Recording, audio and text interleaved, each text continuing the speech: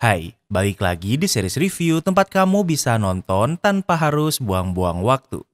Kali ini kita akan membahas series Swedia berjudul The Ure Murder.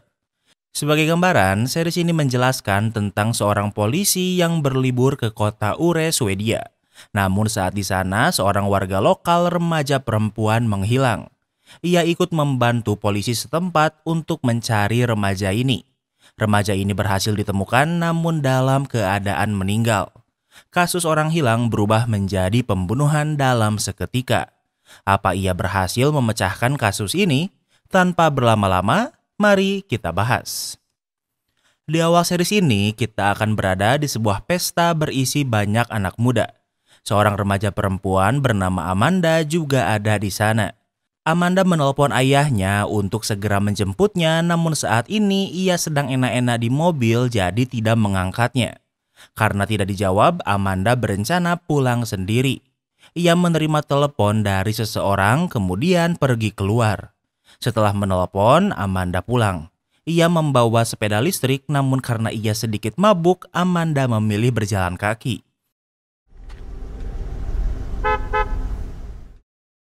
Tak lama kemudian sebuah mobil mendekatinya dan Amanda memasukinya. Dan inilah terakhir kalinya Amanda terlihat. Di tempat lain, seorang polisi bernama Hannah sedang di perjalanan ke kota Ure, Swedia yang merupakan kota Amanda tinggal. Ure adalah kota kecil, tempat banyak resort dan tempat ski, namun Hannah ke sana bukan untuk berlibur.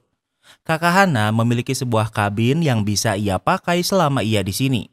Hannah datang sendiri karena ia sedang menyendiri karena masalah di tempat kerjanya. Amanda. Keesokan harinya, ibu Amanda ingin membangunkan Amanda, namun tentunya ia tidak bisa menemukannya di kamar. Ibu Amanda yang bernama Lena memberitahu suaminya yang bernama Harold, namun Harold juga tidak tahu di mana Amanda. Di saat yang sama, ada yang datang. Seorang perempuan bernama Mira datang dan ia adalah orang yang berhubungan badan dengan Harold di mobil sebelumnya. Harold forgot his phone. Mira kesini untuk mengantarkan ponsel Harold yang tertinggal di kantor. Tak lama kemudian Harold menemuinya. Friedrich found it yesterday in my car. Mira memberitahu kalau suaminya menemukan ponsel Harold yang ternyata sebenarnya tertinggal di mobil Mira. Artinya saat mereka berselingkuh, mereka berhubungan badan di mobil Mira. Mira pikir kalau suaminya mengetahui perselingkuhan ini sehingga ia ingin menghentikan hubungan mereka. So we'll have to be more careful, right? No, Harold, Harold si kampret tidak ingin mengakhiri hubungan mereka, namun tentunya mereka tidak bisa membicarakannya di sini. Waktu berlalu, warga kota ke gereja untuk beribadah. Lena masih tidak bisa menghubungi Amanda dan juga tidak bisa menemukannya di gereja. Kembali ke tempat Hannah, kakak Hannah juga memiliki mobil di kabin sehingga Hannah memilih menggunakan mobil itu.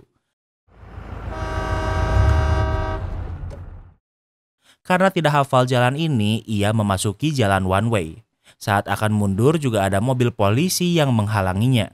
Seorang polisi bernama Daniel memberitahu kalau jalan ini one way sehingga Hannah harus segera pergi. Namun Hannah yang tidak familiar dengan mobil ini tidak lancar menggunakannya sehingga Daniel mencurigainya. Daniel meminta kartu identitas Hannah, namun Hannah juga meninggalkannya di mobil miliknya. Tentu Daniel semakin curiga. I forgot. Hannah menggunakan jurus pamungkas dengan menunjukkan rencananya kalau ia sebenarnya adalah polisi. Melihat sesama polisi, Daniel memilih melepaskan Hannah. Di tempat lain, Harold pergi ke tempat Amanda berpesta semalam. Yang menyambutnya adalah seorang remaja teman Amanda bernama Eba. Hi. Hi. Is Amanda here? Harold bertanya apa Amanda menginap di sini dan tentunya Eba membantahnya. Eba tahu kalau Amanda pulang setelah pesta namun tidak tahu kemana. Maybe she went to see Victor. Who's Victor? Eba pikir mungkin Amanda menemui pria bernama Victor. Harold tidak tahu siapa Victor, namun Eba juga tidak terlalu mengenalnya. Tidak memiliki petunjuk kemana harus mencari Amanda, Harold memilih pulang.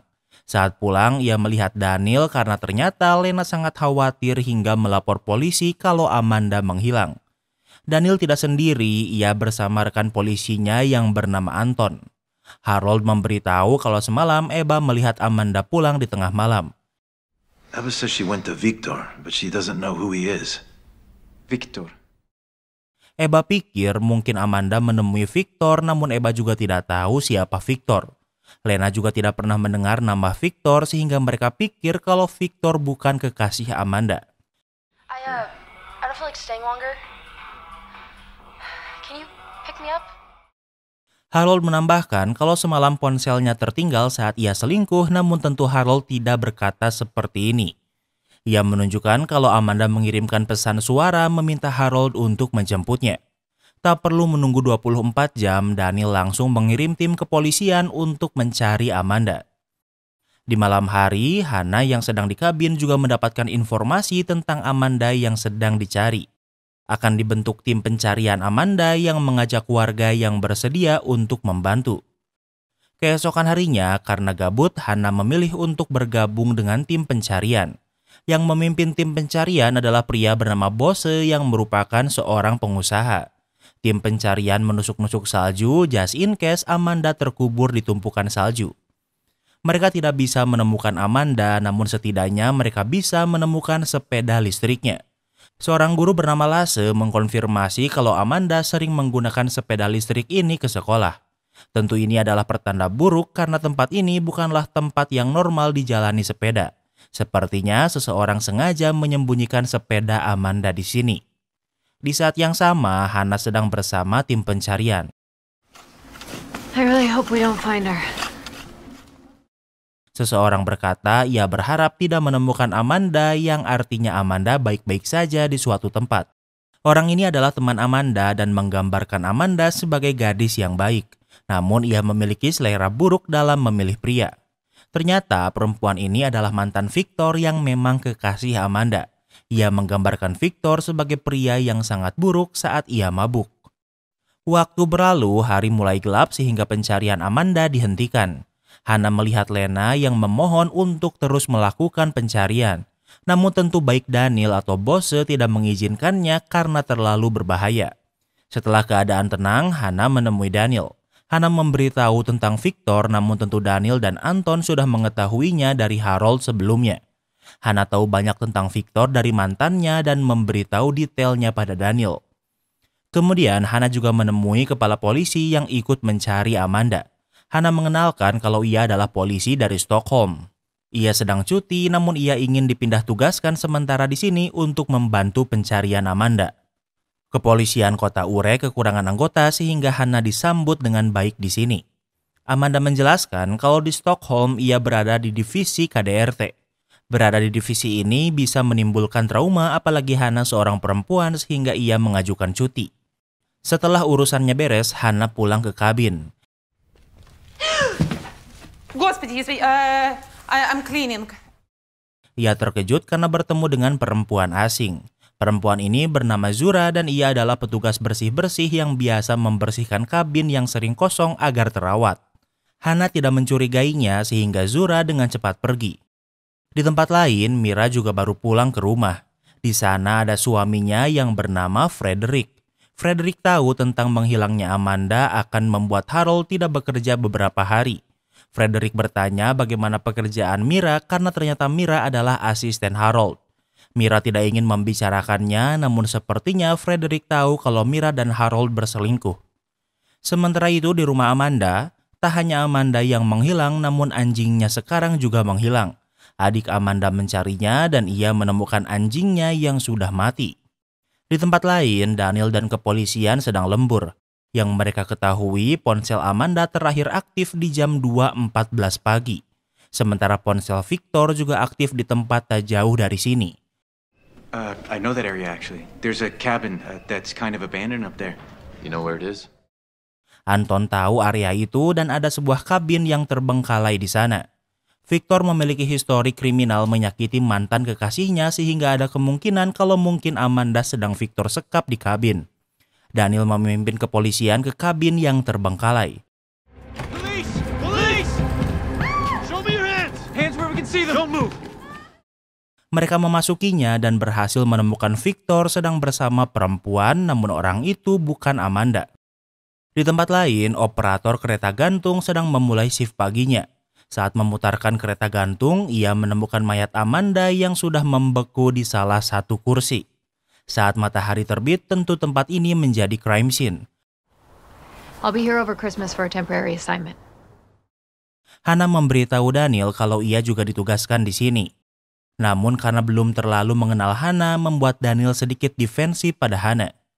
Mereka memeriksa tubuh Amanda. Walau terlihat seolah Amanda mati membeku, namun ada luka lebam di sekitar lehernya. Daniel juga memberitahu kalau Victor bukan pelakunya karena ia memiliki alibi di malam Amanda menghilang. Di tempat lain, Eva sudah mendengar tentang mayat Amanda yang sudah ditemukan. Ia menangis dan mengurung diri di kamar mandi. Eva mengingat saat pesta ia muntah karena kebanyakan minum dan Amanda membantunya. The bracelet, where'd you get it? Amanda menyadari gelang baru Eva dan bertanya dari mana Eva mendapatkannya. Eva tidak ingin menjawabnya dan memilih pergi. Kembali ke tempat Hannah dan Daniel, mereka pergi ke rumah Amanda untuk memberitahu keluarga Amanda kalau mayat Amanda sudah ditemukan. Selain itu, mereka ke sini untuk mencari petunjuk di kamar Amanda. Hannah menemukan amplop berisi banyak uang. Daniel memberitahu Harold tentang uang ini, namun ia tidak mengetahuinya. Someone's out to harm our family, officer. Harold ke sini untuk memberitahu kalau anjingnya kemarin dibunuh. Mungkin hal ini berhubungan dengan kematian Amanda. Di tempat lain, Anton ke sekolah Amanda memberitahu teman Amanda kalau Amanda meninggal. Eva, the girl who hosted the party, is she here today? No. Eva sekelas dengan Amanda, namun ia tak masuk sekolah setelah Amanda menghilang. Eva adalah penyelenggara pesta saat itu dan kepolisian ingin memeriksa semua ponsel orang yang pergi ke pesta Eva. Mungkin dari ponsel mereka ada petunjuk tentang apa yang terjadi saat pesta. Kembali ke tempat Hannah dan Daniel, mereka ke kantor polisi untuk bertemu dengan koroner yang memeriksa tubuh Amanda. Koroner pikir kemungkinan Amanda dibunuh di tempat lain dengan cara dicekik kemudian dipindahkan ke kereta gantung. Kemudian Daniel menanyakan keputusan kepala polisi yang menerima Hannah yang terkesan buru-buru. Ia menjawab kepolisian sedang kekurangan personel sehingga bantuan Hannah dibutuhkan. Jika Daniel tidak suka, ia bisa memeriksa latar belakang Hannah. Di malam hari, Bose pengusaha yang memimpin pencarian Amanda sebelumnya sedang mengadakan pesta di rumahnya. Pesta ini sangat mewah karena Bose adalah seorang pengusaha. Rolex. Istri Bose memberinya hadiah sebuah jam Rolex. Namun bukannya senang, Bose malah memarahi istrinya karena mereka sedang kekurangan uang. Pesta ini juga keinginan istri Bose dan terlihat mahal padahal kondisi keuangan mereka sedang buruk. Istri Bose malah balik memarahinya dan berkata kalau Rolex itu palsu. Memang berat punya istri sosialita doyan flexing. Kembali ke tempat Hannah. Hannah dan Anton sedang memeriksa ponsel teman Amanda. Hari sudah malam sehingga Anton akan pulang, namun Hannah memilih lembur walau sendirian.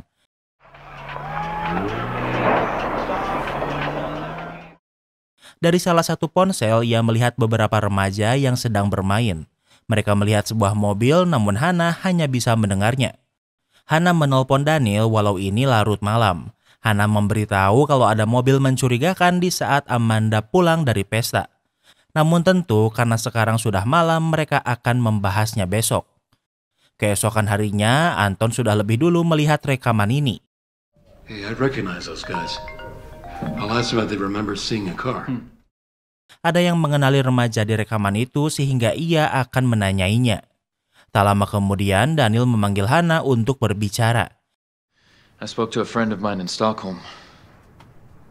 Are you suspended from duty? Daniel sudah selesai memeriksa latar belakang Hannah. Ternyata Hannah tidak sedang cuti melainkan sedang diskors. Di kepolisian Stockholm, Hannah sedang diselidiki karena melecehkan rekan kerjanya.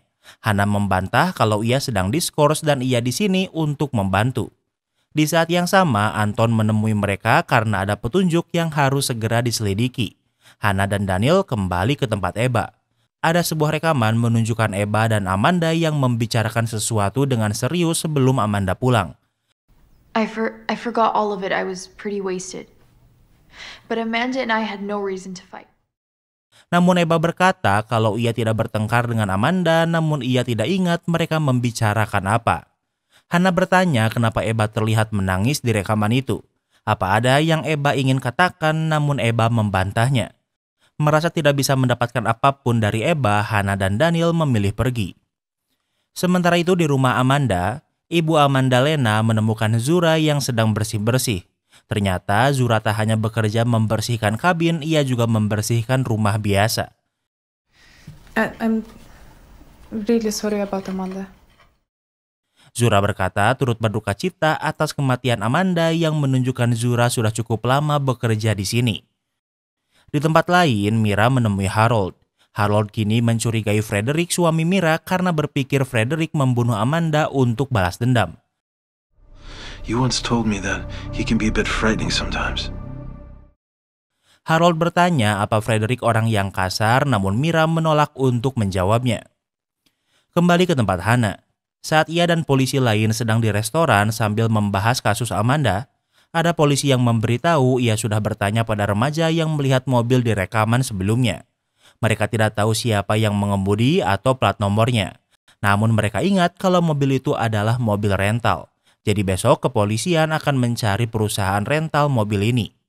Selain itu, mereka juga membahas uang yang ditemukan di kamar Amanda. Orang tuanya tidak memberikan uang ini sehingga mungkin Amanda bekerja secara diam-diam. Amanda dikenal sebagai anak yang baik sehingga sepertinya Amanda tidak melakukan pekerjaan ilegal. Keesokan harinya, Hannah akan berangkat kerja dan berpapasan dengan Zura yang akan membawa laundry. Ternyata Zura menyimpan ponselnya di kabin kemudian menelpon ibunya.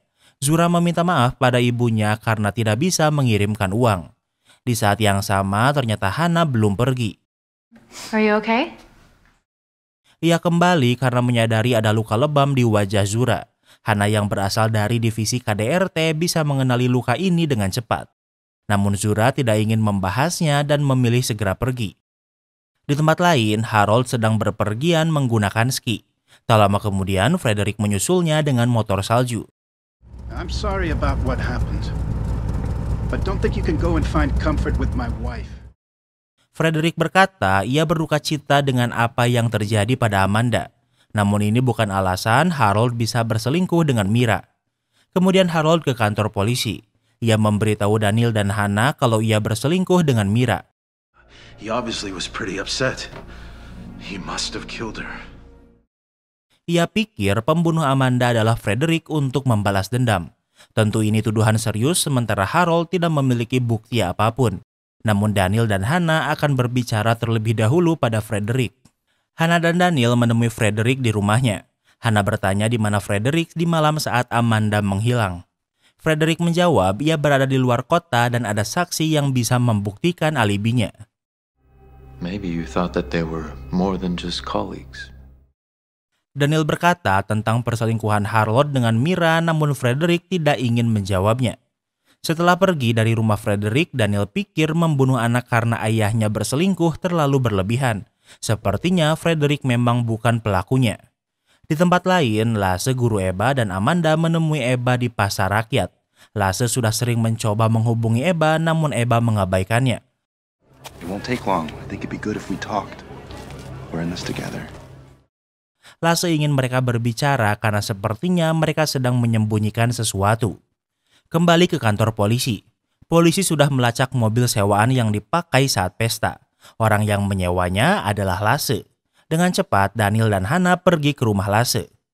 Sementara itu, Lasse dan Eba sudah di rumah Lasse. Mereka sangat dekat, namun sepertinya Eba terlihat tertekan. Eba ingin pergi, namun Lasse menahannya. Eba. Di saat yang sama, Hannah dan Daniel sudah sampai. Lasse menjadi sangat waspada dan menyekap Eba. Hannah dan Daniel mendengar teriakan Eba sehingga mereka berusaha menerobos. Lasse mengancam Eba untuk tidak berbicara atau ia akan menyebarkan foto dewasa Eba pada semua orang. Police! Let her go! Let her go!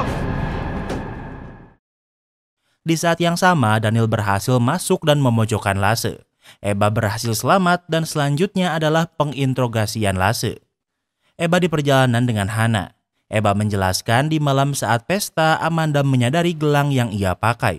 Entah bagaimana Amanda tahu kalau gelang ini dari Lasse dan bertanya kenapa.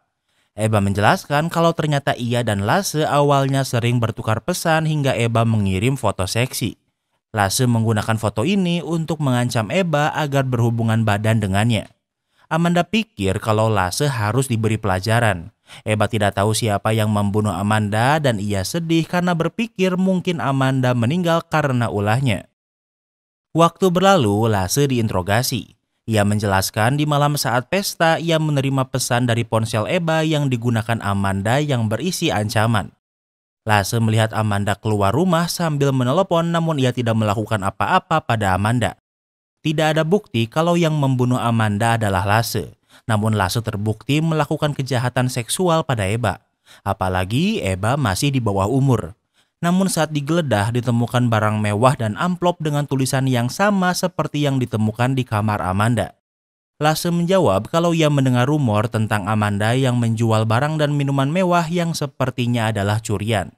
Lasse mengancam Amanda, kemudian Amanda memberikan barang-barang ini. Dan itulah bagaimana Amanda bisa mengenali gelang Eba dari Lasse karena ini awalnya milik Amanda. Lasse terbukti bersalah atas kejahatan seksual pada Eba namun ia bukan tersangka utama pembunuhan Amanda. Di saat yang sama, Hannah menerima telepon dari kantor polisi Stockholm. Ia diberitahu kalau penyelidikannya sudah ditutup dan Hannah sudah bisa kembali bekerja. Di tempat lain, Bosse menggeledah laci meja istrinya. Di sana ia menemukan banyak surat tagihan hutang. How much do you owe this time? Bosse kaget karena ia baru pertama kali mendengar tentang tumpukan hutang ini. Bosse tidak suka istrinya menyembunyikan ini. Karena gaya hidup istrinya yang hedon, saat ini keluarga Bosse sedang dalam masalah ekonomi. Namun bukannya meminta maaf, namun istrinya malah lebih kasar dan balik memarahi Bosse. Sementara itu, ibu Amanda Lena frustasi dengan hidupnya. Anaknya dibunuh dan sepertinya Lena tahu kalau Harold berselingkuh. Ia meminum banyak obat sekaligus. Di saat yang sama, Hannah menelepon kalau ada yang ingin ia tanyakan. Hello? I can't take it anymore. Lena hanya menjawab ia tak tahan lagi kemudian menutup teleponnya. Dan hal ini membuat Hannah khawatir. Di tempat lain, Frederick bekerja di sebuah pabrik. Tak lama kemudian, Harold muncul menuduh Frederick kalau ia telah membunuh Amanda. What did you do? For fuck's sake, you fucked my wife. You've ruined everything, Harold. Tentu Frederick membantahnya, namun Harold mengancamnya dengan nail gun. Harold tidak mempercayai Frederick sehingga menembak bahunya. Tak lama kemudian, Daniel dan polisi lain muncul dan Harold semakin menjadi-jadi mengancam akan membunuh Frederick. Daniel memberitahu kalau ia sudah mengkonfirmasi alibi Frederick yang memang di tempat lain di malam Amanda menghilang. Mendengar ini, Harold akhirnya menyerah dan melepaskan Frederick. Namun Frederick mengaku kalau ia adalah pembunuh anjingnya. Di tempat lain, karena khawatir, Hannah memeriksa Lena. Hannah menemukan Lena sedang tergeletak lemas. Dengan cepat, Hannah membantu Lena memuntahkan obat yang sebelumnya ia minum. Setelah kondisi Lena stabil, Lena diperiksa tim medis. Di saat yang sama, Hannah melihat kartu perusahaan cleaning service Zura bekerja. Hannah menanyakannya dan Lena menjelaskan kalau rumahnya menggunakan jasa Zura dan Zura sangat dekat dengan Amanda. Amanda cared about her very much. Karena penasaran, Hannah pergi ke alamat pemilik perusahaan yang ternyata adalah istri Bosse. Yang ada di rumah adalah Bosse dan berkata kalau saat ini istrinya sedang tidak di rumah. Hannah menjelaskan ia ingin memeriksa tentang tuduhan banyak barang yang hilang yang sepertinya dilakukan perusahaan cleaning service. Namun karena istri Bosse tak ada, Hannah akan kesini lagi besok. I think there's a chance she steals stuff for trafficking. I don't know. Hannah menelpon Daniel memberitahu kalau ia mencurigai Zura. Ia pikir mungkin Zura mencuri barang saat bersih-bersih kemudian ia dan Amanda bekerja sama menjualnya. Hannah ingin menemui Zura namun Daniel menyarankannya untuk melakukannya besok. Hannah mengiyakannya namun ia berbohong. Hannah pergi ke rumah Zura yang bisa ia temukan. Zura menjelaskan ia berasal dari luar Swedia dan dijanjikan gaji yang bagus. Ia ingin memberikan uang itu untuk ibunya. Namun kenyataannya ia tidak dibayar, bahkan pasportnya juga disita. I had to take things from the house. Karena ia tidak dibayar, Zura mencuri barang di tempat yang ia bersihkan. Namun Amanda memergokinya. Amanda tidak melaporkannya dan malah membantu dengan menjual barang curian itu. Uang itu nantinya akan digunakan Zura untuk pulang ke negara asalnya. And I promise I will get your passport back. Amanda, this is not a game. Ternyata orang terakhir yang menelepon Amanda saat akan pulang dari pesta adalah Zura. Zura memberitahu kalau pasportnya disita oleh bosnya. Bos Zura tahu apa yang mereka lakukan dan sangat marah. Back off! Take it easy. Back off! Okay, take it easy. Di saat yang sama, seseorang datang dan orang itu adalah Bose. Ia datang dengan membawa senapan yang menunjukkan kalau Bose bersalah atas sesuatu. I just want to talk. Bose berkata ia hanya ingin berbicara, namun tanpa sengaja ia malah menembak. Hana melawan dan berhasil merebut senapan Bose. Bose melarikan diri, namun Zura tertembak di bahunya. Hana mengejar Bose dan memberitahu polisi kalau ia sedang memburunya. Bose yang lebih tahu tempat ini mematikan lampu mobilnya dan bersembunyi di tikungan. Hana tidak menyadarinya sehingga ia melewatkannya dan kini Bose yang berada di belakang Hana.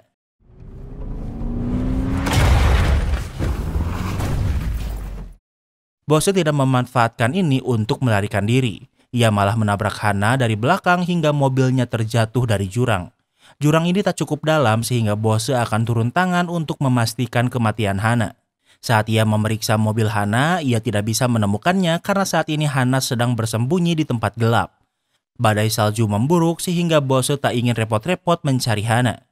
Di tempat lain, Daniel menerima telepon dari kepolisian yang memberitahu kalau Hana meminta bantuan untuk menangkap Bose. Sementara itu, Bose tidak bisa melarikan diri lagi karena jalan keluar sudah dihalangi polisi yang bertugas. Tak lama kemudian, Daniel datang namun ia juga tidak bisa menelpon Hana atau menemukannya. Daniel bertanya di mana Hana pada Bose, namun ia tidak memberitahunya. Daniel khawatir sehingga ia mencari Hana dan berhasil menemukan mobilnya yang terjatuh. Di sekitar sana, Daniel menemukan Hana yang dipenuhi luka namun masih hidup. Hana kedinginan namun ia masih bisa berbicara. Ia menjelaskan kalau di kantor lamanya ia mencurigai rekan polisinya melakukan KDRT pada istrinya. Saat diselidiki, ia ketahuan dan polisi itu malah melaporkan kalau Hana melakukan pelecehan padanya. Hal ini membuat Hana diskors karena sedang diselidiki, namun tuduhan itu sekarang sudah dicabut. Hal ini menunjukkan kalau Hana adalah polisi yang baik. Keesokan harinya, interogase Bose dilakukan. What is it? Give me Zura's passport. What? Bose menjelaskan kalau setelah dari pesta, Amanda datang ke rumahnya. Amanda kesini meminta Bose mengembalikan paspor Zura yang ia sita. Bose menolak, namun Amanda mengancam kalau ia tidak akan lepas dari masalah ini. Ternyata setelah menikah, istri Bose menghancurkan keuangan perusahaan dengan gaya hidupnya yang hedon. Awalnya Bose ingin mengurangi biaya gaji, namun ia malah tidak menggaji Zura sama sekali. Bose tahu kalau yang ia lakukan salah dan ingin mengantar Amanda pulang. Amanda mempercayainya walau tahu Bose bukan orang baik. I live in the other direction. We're gonna talk a bit first. Bose berbohong dan tidak mengantar Amanda pulang dan malah ke tempat sepi. Bose berkata kalau ia berjanji akan mengembalikan paspor Zura, membayar gajinya dan mengizinkannya pulang ke negara asalnya. Namun syaratnya ia ingin Amanda melupakan masalah ini. Guys like you think they can get away with anything. Namun Amanda tidak ingin membiarkan Bose terlepas dari kejahatannya sehingga dengan terpaksa Bose membunuh Amanda dengan mencekiknya.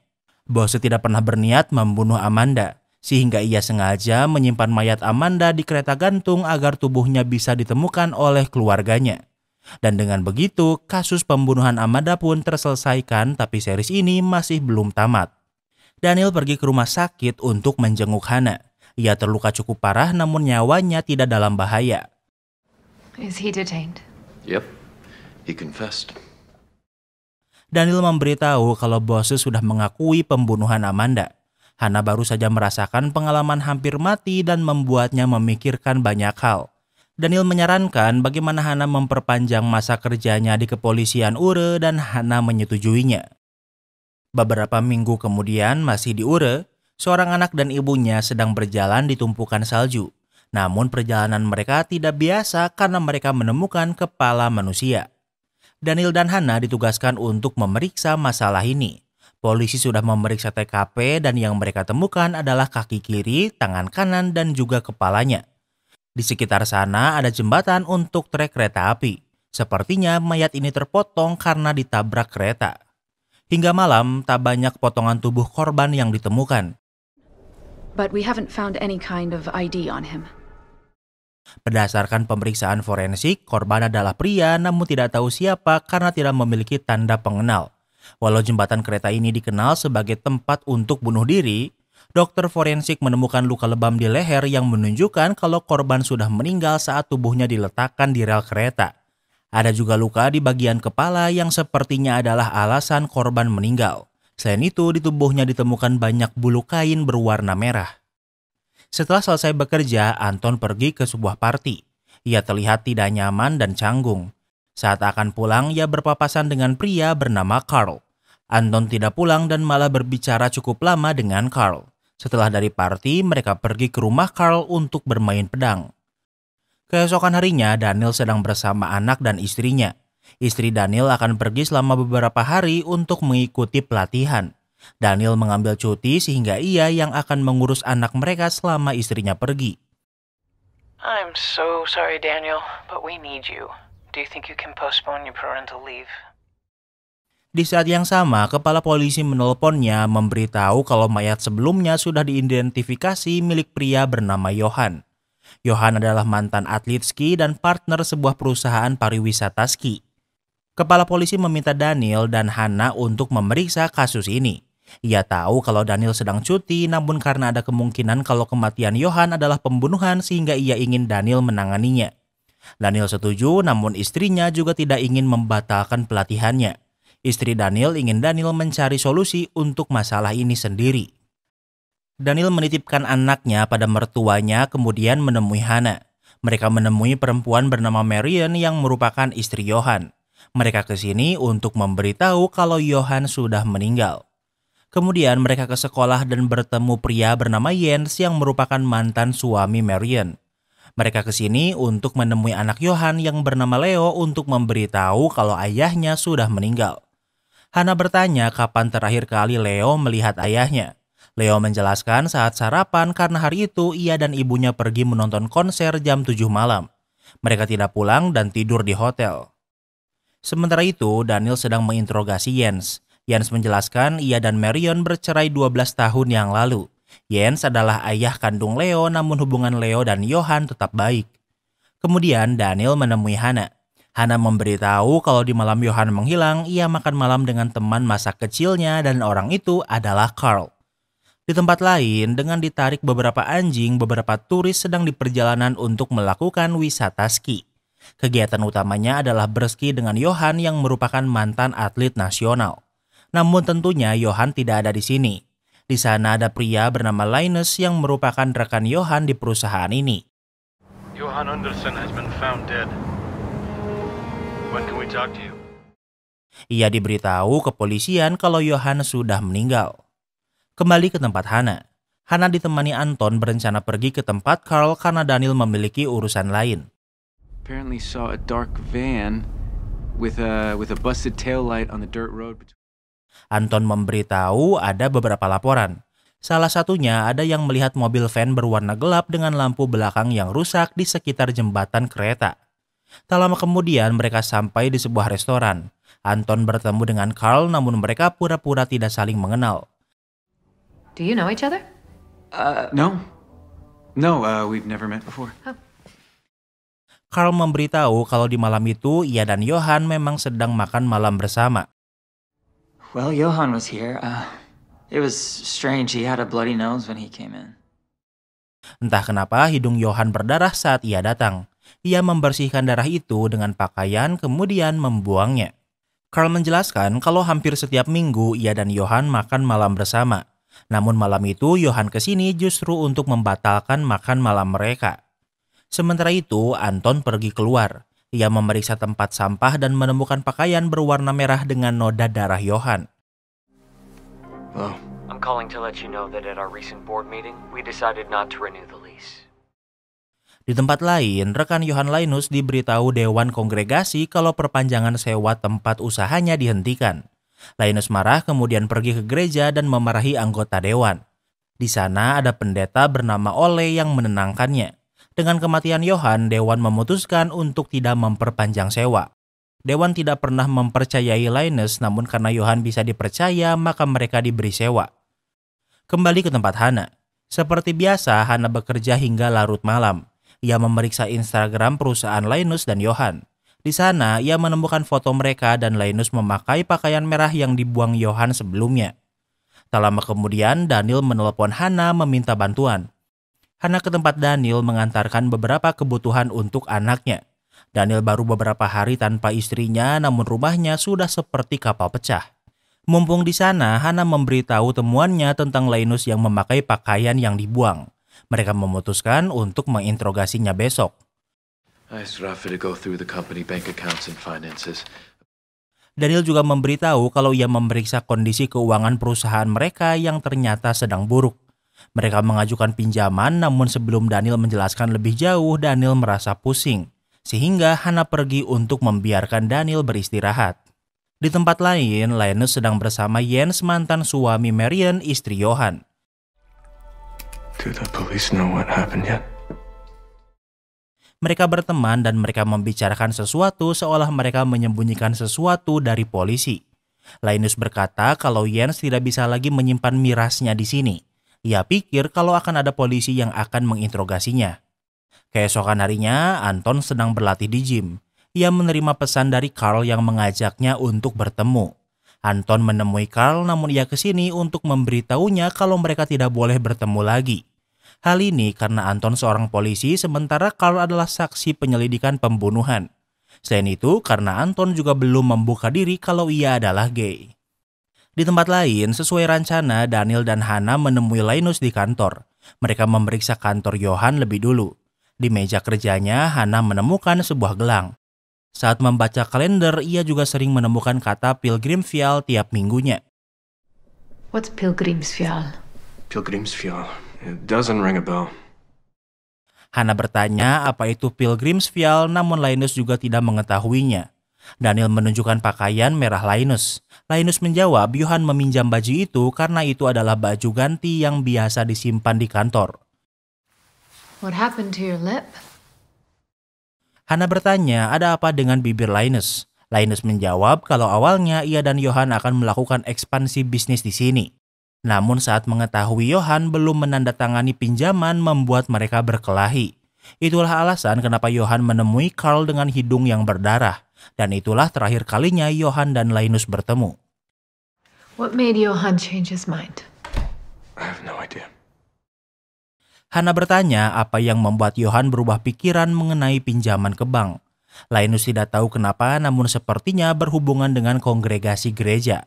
Entah kenapa Johan tidak menyukai pendeta gereja Ole. Their pastor, Ole Nordhammer. Johan didn't like him. I don't know why. Di tempat lain, Carl bertemu dengan Jens. Ternyata Jens menjual miras ilegal dan karena itulah sebelumnya Linus tidak ingin Jens menyimpan miras ini di rumahnya. Jens tidak ingin membuangnya sehingga ia menjualnya pada Carl walau ia tidak terlalu membutuhkannya. Kembali ke tempat Hannah. Kepolisian sudah menemukan potongan tangan kiri Johan. Terlihat di jarinya biasa ada cincin pernikahan, namun entah kenapa Johan tidak memakainya. Well, that's how we found it with a glove and no ring. Saat ditemukan, jari Johan tidak memiliki cincin. Keesokan harinya, Hannah dan Daniel ke rumah pendeta Ole untuk menanyainya sesuatu. Daniel bertanya tentang hubungan Ole dan Johan. Ole menjelaskan kalau perusahaan Johan menyewa tanah dari gereja. Saat Johan masih hidup, Dewan menyetujui perpanjangan sewa. Namun setelah Johan meninggal, Dewan berubah pikiran. Pilgrimsfjall? What's that? Di saat yang sama, Hannah melihat tulisan Pilgrimsfjall dan bertanya apa itu. Ole menjawab kalau itu adalah rencana untuk membangun sekolah untuk pelajaran Alkitab. Ole berkata kalau Johan tidak bergabung di program ini, lantas kenapa setiap minggu ada tulisan Pilgrimsville di kalendernya. Hey. Di saat yang sama, istri Ole yang bernama Rebecca turun dari kamarnya. Saat ini Rebecca sedang hamil sehingga Ole khawatir dengan keadaannya. Remember what the doctor said? Not too long, I'll bring you some food upstairs. Rebecca tidak berkata apa-apa karena Ole meminta Rebecca kembali ke kamar untuk beristirahat. He was lying to us. Saat di mobil, Hannah berkata Ole berbohong karena ia menemukan banyak tulisan Pilgrimsville di kalender Johan. Daniel berkata mungkin Ole tidak berbohong, mungkin ia hanya tidak tahu. Hannah merasa ada yang aneh antara hubungan Rebecca dan Ole. Hannah dan Daniel kembali ke kantor. Mereka memeriksa GPS mobil Johan. Johan sering menghabiskan waktu di hutan di tanggal yang tertulis Pilgrimsville. Hannah pikir Johan ke sana untuk menemui Ole secara rahasia. Di tempat lain, Ole sedang bersama Rebecca. Rebecca sedang menggosok gigi dan awalnya scene ini terlihat normal. Namun tiba-tiba Ole memegang sikat gigi Rebecca dan menusuknya sangat dalam ke mulutnya. Ole berkata ia tidak suka Rebecca melawan perintahnya karena turun dari kamar saat Hannah dan Daniel datang. Hal ini menunjukkan kalau Ole adalah suami yang abusive. Kembali ke tempat Hannah. Hannah pergi ke tempat biasa Johan menghabiskan waktu saat Pilgrimsville. Ia melihat ada jejak bekas ski sehingga keesokan harinya ia kembali dengan membawa alat ski. Hannah terus mengikuti jalur yang ternyata mengarah ke rumah Ole dan Rebecca. Sementara itu, Rebecca sudah muak dengan sikap abusive Ole. Ia sudah mengemasi barang-barangnya dan berencana kabur namun Ole menghentikannya. Tak hanya itu, Ole juga menyakiti Rebecca. Tak lama kemudian, Hannah kembali ke rumah Ole. Hannah kesini untuk bertanya jejak ski siapa di luar.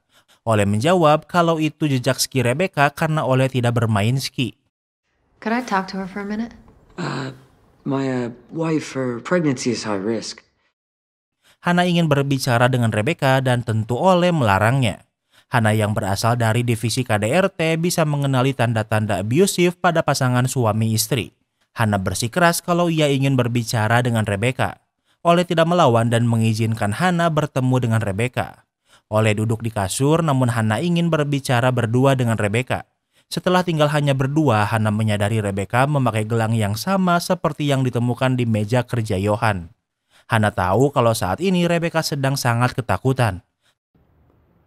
You and I can leave here this minute if that's what you want. Hannah bertanya apa Rebecca ingin pergi dari sini dan tentu Rebecca ingin pergi bahkan sampai menangis. Hannah memanggil bantuan agar Ole tidak melakukan hal buruk sementara Rebecca akan dibawa ke tempat yang aman. Namun Ole tidak ditangkap dan akan diinterogasi polisi lain lebih dulu. Hannah membawa Rebecca ke hotel untuk sementara. Rebecca menerima telepon. Ternyata yang menelepon adalah Ole menggunakan ponsel teman Rebecca. Ole meminta maaf dan berjanji akan berubah menjadi suami yang lebih baik namun Rebecca menolaknya. Hannah tidak ingin memberitahu di mana ia sekarang namun Ole mendengar nama hotel itu dari resepsionis hotel. Saat di kamar hotel, Hannah bertanya apa Rebecca tahu Johan. Rebecca bercerita kalau ia dan Johan berselingkuh cukup lama. Pilgrimsville adalah kode saat Rebecca dan Johan bertemu. Rebecca sangat menyayangi Johan karena ia tidak mendapatkan kasih sayang dari Ole. When Johan found out I was pregnant, he wanted to get me away from Ole. Malam Johan menghilang, Rebecca memberitahu kalau ia hamil anak Johan. Johan berencana kabur bersama Rebecca dan karena itulah ia membatalkan pinjaman bank perusahaannya. Alasan yang Linus tidak pernah tahu. Hannah bertanya di mana Ole di malam saat Johan dibunuh namun Rebecca tidak tahu. Kini Ole menjadi tersangka utama pembunuhan Johan. Hannah pergi dan mengajak Daniel untuk mencari Ole. Rumahnya gelap dan sepertinya Ole sedang tidak ada di rumah. Ternyata saat ini Ole sedang di hotel Rebecca menginap. Ole bertanya di mana kamar Rebecca namun resepsionis tidak mau memberitahunya. Tak lama kemudian Rebecca mendengar bel alarm kebakaran. Ia keluar kamarnya dan ternyata ini adalah ulah Ole agar bisa menemukan Rebecca. Rebecca yang menyadarinya kembali ke kamarnya tepat waktu. Ole meminta maaf dan berkata ingin mereka berbaikan. Namun Rebecca sudah muak. Ia memberitahu kalau anak di kandungannya bukanlah anak Ole.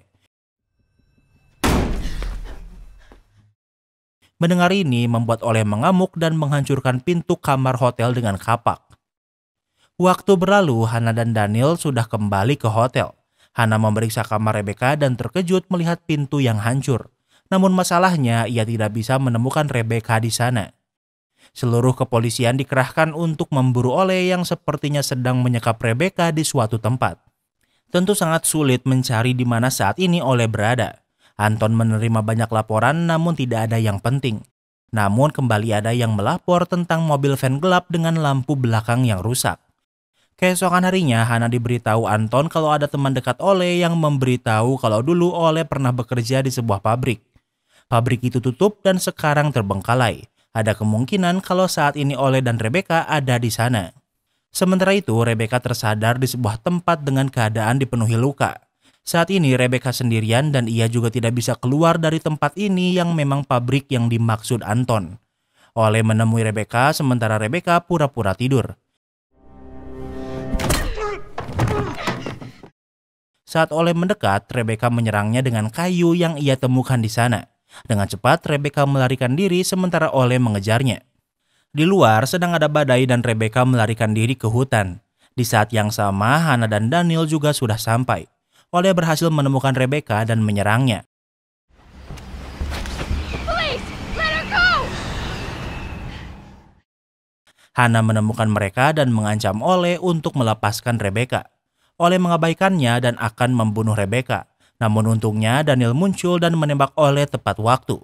Atas penembakan ini, Ole mati dan Rebecca berhasil diselamatkan. Saat di kantor, Daniel melamun. Walau Daniel menembak Ole untuk menyelamatkan Rebecca, namun hal ini tak merubah fakta kalau Daniel baru saja membunuh seseorang. Hal ini tentu menimbulkan beban mental bagi setiap manusia. Daniel pulang ke rumah dan membersihkan rumahnya. Di saat yang sama, istrinya pulang dari pelatihannya. Ia pikir Daniel tidak becus mengurus anak mereka karena terus menitipkannya pada mertuanya. Saat ini, kondisi mental Daniel sedang tak stabil sehingga ia berkata kasar. Mendengar ini membuat Daniel diusir dari rumahnya. Daniel memutuskan ke kantor dan bertemu dengan Hannah yang sedang membuat laporan kasus Ole. Hannah meminta maaf karena ia pikir seharusnya ia menembak Ole lebih dulu.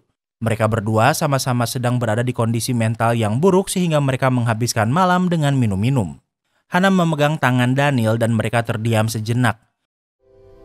Maybe you should get going. Daniel bukan tukang selingkuh sehingga ia pikir Hannah sebaiknya segera pulang. Setelah Hannah pulang, Daniel mengirimi pesan istrinya dan meminta maaf. Keesokan harinya, kepolisian sudah memeriksa di mana Ole saat pembunuhan Johan terjadi. Saat itu, Ole ada di tempat lain sehingga Ole bukanlah pelaku pembunuhan Johan. Ingat, kasus yang sedang Hannah selidiki adalah kasus pembunuhan Johan. Di tempat lain, Anton kini lebih terbuka tentang hubungannya dengan Carl. Namun saat akan pergi, Anton menyadari Carl memakai mobil van gelap dengan lampu belakang yang rusak. Saat di kantor, Anton ingin berbicara berdua dengan Hannah. Ia memberitahu tentang Carl yang memakai mobil van gelap dengan lampu belakang yang rusak. Ada saksi yang mengaku melihat mobil ini di jembatan di hari pembunuhan Johan. Anton ingin Hannah memeriksa Carl namun jangan sampai Carl tahu informasi ini darinya. Anton mungkin memiliki hubungan dengan Carl namun ia adalah polisi yang baik. Hannah memimpin kepolisian memeriksa mobil Carl.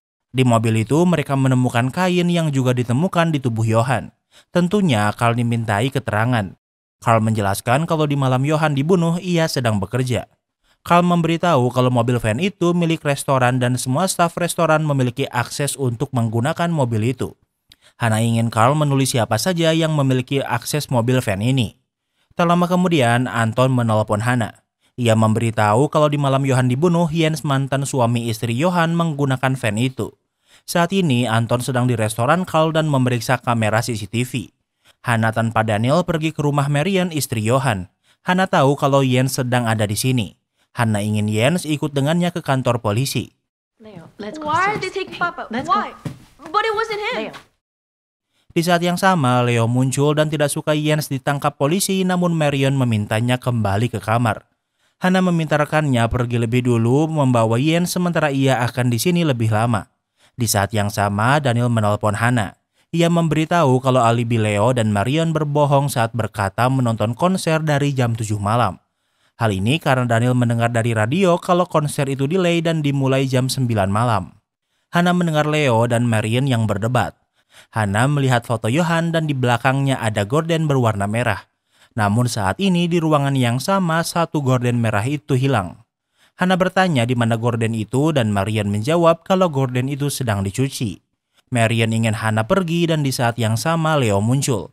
Ia berkata ia tak tahan lagi kemudian pergi keluar. Marion dan Hannah mengejar Leo hingga ke jalur kereta. Leo tak kuasa menanggung beban berat di hatinya. Ia menjelaskan ternyata di malam Johan dibunuh, Johan memberitahu Marion kalau Rebecca hamil anaknya dan Johan memilih Rebecca daripada Marion. Leo mendengar pembicaraan ini. Leo marah kemudian memukul Johan dengan skop hingga meninggal dunia. Leo tidak berniat membunuh Johan namun nasi sudah menjadi bubur. Marion meminta bantuan Jens untuk menyingkirkan mayat Johan. Jens menggunakan mobil van restoran membawa mayat Johan yang dibungkus gorden rumah yang berwarna merah. Mereka menaruh mayat Johan di jembatan agar terlihat seolah Johan bundir. Kembali ke masa sekarang, Leo mendengar ada kereta yang datang. Ia mendorong Marion dan berencana menabrakkan diri ke kereta. Namun untungnya Hannah berhasil menyelamatkannya tepat waktu. Tentu dengan pengakuan ini membuat pelaku pembunuhan Johan sudah ditemukan. Jens dan Marion juga akan diperiksa karena berhubungan dengan pembunuhan ini. Tentu walau tidak sengaja pembunuhan tetaplah pembunuhan. Sepertinya Hannah cukup menyukai tinggal di sini dan akan bekerja lebih lama di sini dan dengan begitu series ini pun berakhir. Kini kita masuk ke sesi rating. Yang pertama adalah tema.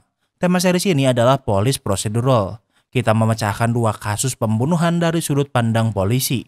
Episode series ini sedikit, jadi menurut Mimin pendalaman kasusnya kurang dalam.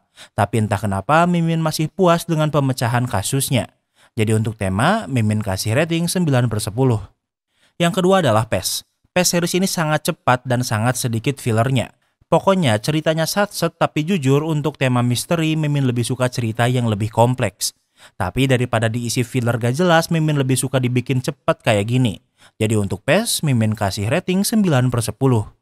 Yang ketiga adalah plot twist. Ada 2 kasus utama di series ini, yaitu kasus pembunuhan Amanda dan Johan. Di cerita ini kita tidak terlalu dikenalkan dengan pelaku sebenarnya di awal-awal, jadi twistnya gak begitu kerasa. Kita baru sering ketemu pelakunya saat kasusnya udah mulai mau terselesaikan. Walau sempat gonta-ganti tersangka, tapi entah kenapa buat Mimin twistnya gak terlalu ngena. Jadi untuk plot twist, Mimin kasih rating 7/10. Yang keempat adalah ending. Ending series ini jelas banget karena semua kasus terselesaikan. Bahkan ada tambahan kasus lain seperti kasus abuse Rebecca. Mimin gak ada masalah dengan endingnya, cuma ada satu yang Mimin gak suka. Entah kenapa di akhir-akhir Hannah ada effort buat jadi pelakor di pernikahan Daniel. Mimin pikir scene ini gak penting, jadi untuk ending Mimin kasih rating 8/10. Yang kelima adalah entertainment value.